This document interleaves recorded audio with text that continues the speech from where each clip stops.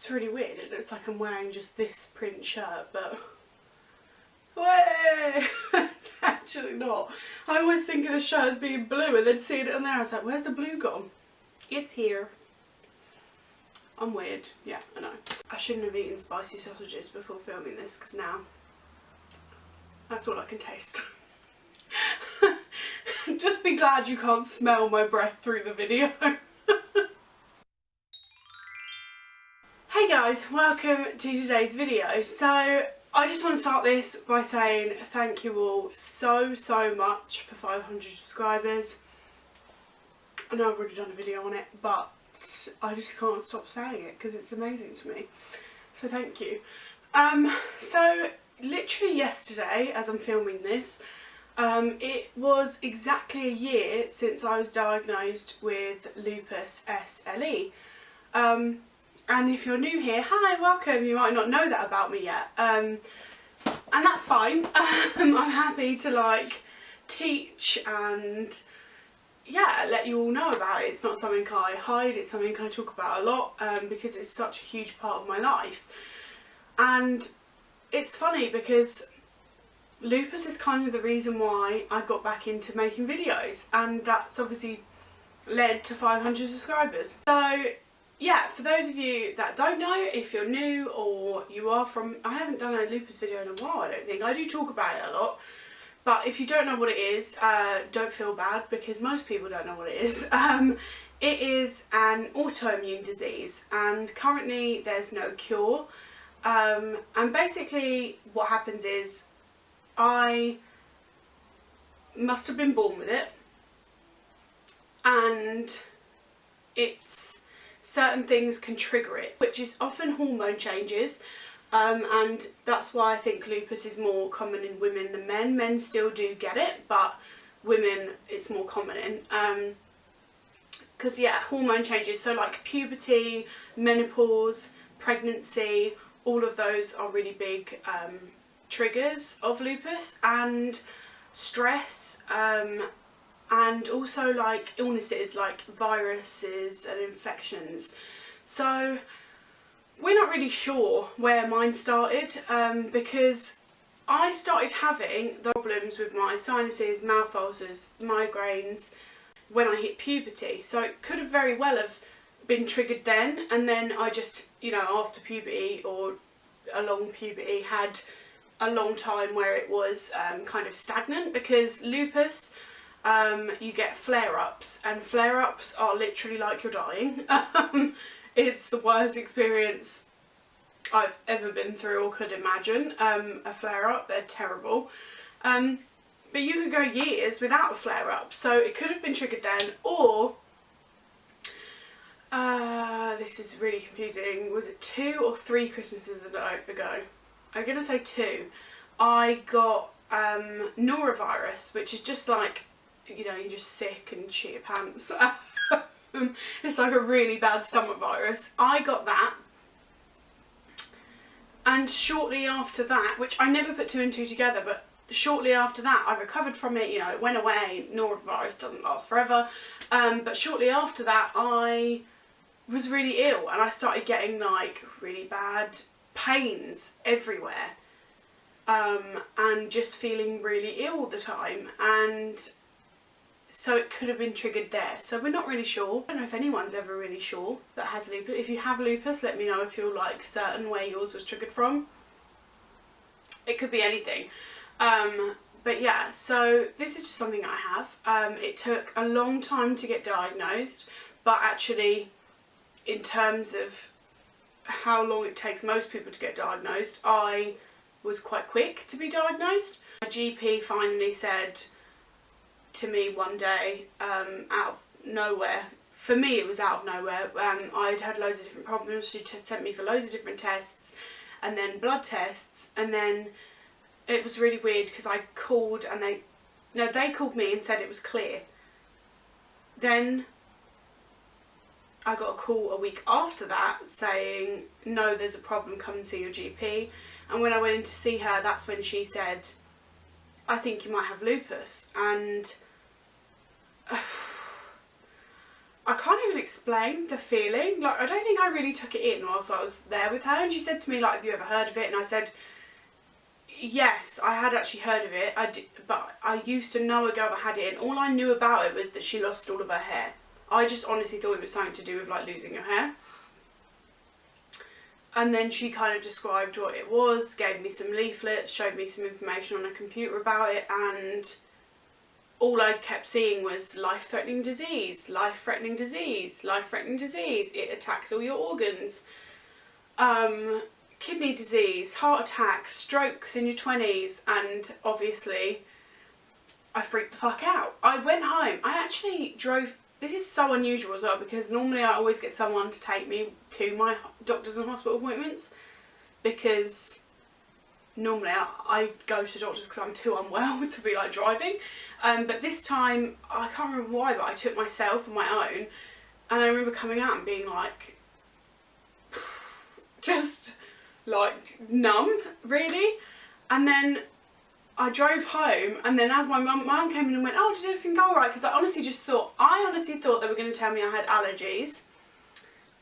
If you want to know more in detail, because I don't want this to be too much of a video about that, but if you want to know more in detail about when I was diagnosed and when I first found out I was ill, go and watch the videos that I'll link in my description that was specifically about that. But I thought I had allergies, and then when she said that, and then my mum came in and was like, how did it go, you know, are you allergic to anything? And I just broke down and cried. And then as I told everyone what she'd said, everyone looked grey. They looked like they'd like seen a ghost or heard that I was going to die. That's honestly, and I remember saying to people, can you stop looking at me like I'm going to die? Because it was literally like, people were obviously in shock. And I don't think it didn't sink into me straight away, and it took a while for it to sink in. Now I'm like fully come to terms with it. Don't get me wrong, I still have days, weeks, months where I struggle with it. I don't mean with the illness itself, I mean I struggle with the fact that I'm unwell. I struggle with the fact that so much has been taken from me. I struggle from the fact that I went from being healthy, fit, to being unable to even move my legs some days. Like, that's a lot for a 25-year-old to take on. And yeah, I still have those times. In fact, not that long ago, I went through a period of about 3 days where I cried lots and just felt really sorry for myself. And I'm not going to apologise for that, because I'm allowed to feel sorry for myself, because it is tragic when any young person or any person gets ill. But my life has totally changed because of lupus, totally changed. And when I actually went and got diagnosed in July, so that when my GP spoke to me was in like January, by the time I actually went to see someone that could actually fully diagnose me, it was a dermatologist that I saw in July. And when he told me, I was with my boyfriend, he stood outside, I went in on my own, and then when I came out I was like, yep, it's lupus. And Ben was like, are you okay? Like, oh my god, and like hugged me. And I said to him even then, okay, don't look at me like I'm dying, please. You're freaking me out. But he was like, this is huge news, like, are you okay? And I was like, by that point, I'd been so unwell for so long and having no idea why, and that to me was the worst part. That was worse than hearing what it was, for me, personally. I don't like not knowing things like that. Like, if there's something wrong with me, I want to know, like, what is it, and like why, and okay, so we can fix it. That was the way I looked at it as well, was, okay, so when you're just ill and no one knows why, you can't have any kind of treatment, and people don't know how to treat you, or how to look after you, or how to make it better, and you yourself don't know those things. As soon as you know what it is, you know what to do with it, you know what I mean? I don't know where I was because my parents just popped around. So sorry, but I feel like I was babbling too much anyway. The point of this video was really to mark the occasion, because I've kind of documented my lupus journey from the very beginning on my YouTube channel, and even now I really do like watching them back, because I realise how far I've come, how much I've gone through, how well I'm doing really. And that's why I want to do like a year-long update. So I wrote this like Instagram post about it and posted some photos that were a little bit graphic maybe. But yeah, I want to kind of reiterate this sentiment behind that, and that is that lupus for me has taken a lot from me. And after a year of living with it, lupus is hard. It's multiple hospital and doctor appointments every single week. It's having my bloods done too regularly to count. It's having to see specialist after specialist and different specialists, and it's waiting list and cancelled appointments and a lot of stuff like that in hospitals and tests, and it's also being hooked up to machines because I need drugs and fluids and I need to be tested for different things, like having certain things done at home. It's having to have surgery. I recently had to have surgery because of my lupus. It's having to use a wheelchair some days, which has been one of the hardest things. My lack of mobility has been one of the hardest things, actually, maybe the hardest thing. It's fatigue that I never knew a human being could endure. It's being so tired even after 12 hours of sleep that you feel like you've never slept in your life, and that your body can't even lift a drink of water to your mouth. It's being hospitalised during flare-ups and having to spell lupus to the nurses. It's seeing doctors that have such conflicting ideas about lupus that I myself get very confused. Lupus is being in pain 24/7. There's not a minute that goes by that a part of me isn't in pain.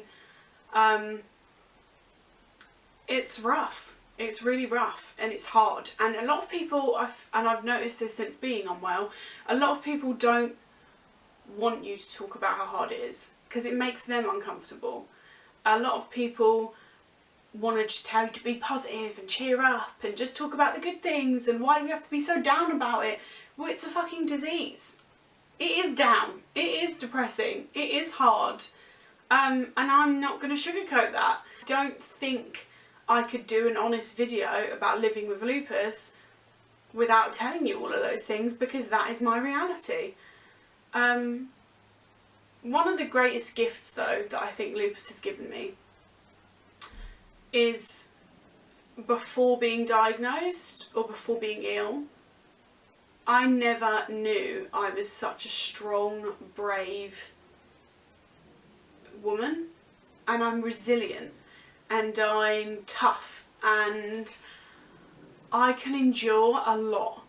I say to Ben all the time, often jokingly because I don't want to jinx myself, but I say to him all the time, childbirth's going to be a walk in the park now for me, because I've got such a high pain threshold from being in so much pain all the time, and that sounds so weird to be like, I'm in pain all the time, yay, it's such a good thing.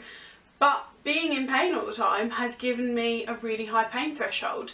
So now, like, if I just stub my toe, or like when I had surgery done, everyone told me the pain is horrific, and I said to Ben, it's not worse than the pain that the rest of my body's in right now. It's not. It's just not, because I'm in so much pain all the time. So that's something I'm taking away from it. And also just, yeah, I really didn't know that about myself. I didn't know I had it in me. And I think one of the scariest parts about being diagnosed is you wonder how you'll cope with it. And I wondered how I, as a person, as an individual, would cope with it. How would I get through that? How would I live with it? How would I be okay?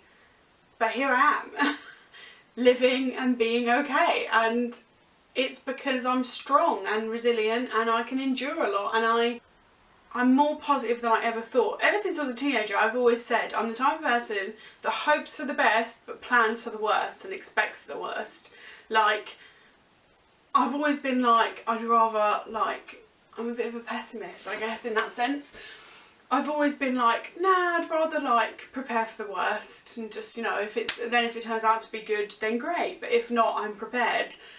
And yet, day to day, I do have a really positive attitude about my illness.